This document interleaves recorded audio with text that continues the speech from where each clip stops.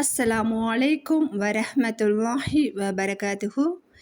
இந்த மூன்றில் அனைத்து நோய்களுக்கும் நிவாரணம் இருக்கிறது என்று நபிகள் நாயகம் ஸல்லல்லாஹு அலைஹி வஸல்லம் அவர்கள் கூறியுள்ளார்கள்.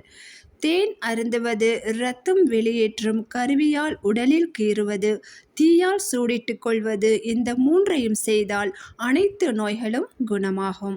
ஆனால் தீயால் சூடிட்டுக் கொள்ள வேண்டாம் என என் சமுதாயத்திற்கு நான் தடை விதிக்கிறேன் என்று கூறினார்கள். இதை இப்னு அப்பாஸ் ரலியல்லாஹு அன்ஹு அவர்கள் அறிவிக்கிறார்கள்.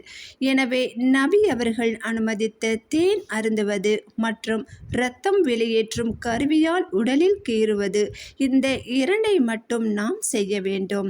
தீயால் சூடிட்டுக் கொள்வதை நபி அவர்கள் தடுத்துள்ளார்கள். அதை நாம் தவிர்த்து கொள்ள வேண்டும்.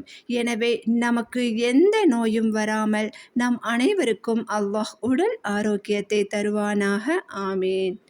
இறையச்சத்தோடு வாழ்வோம், மறுமையில் வெற்றியாளராவோம். அஸ்ஸலாமு அலைக்கும் வரஹ்மத்துல்லாஹி வபரகாத்துஹு.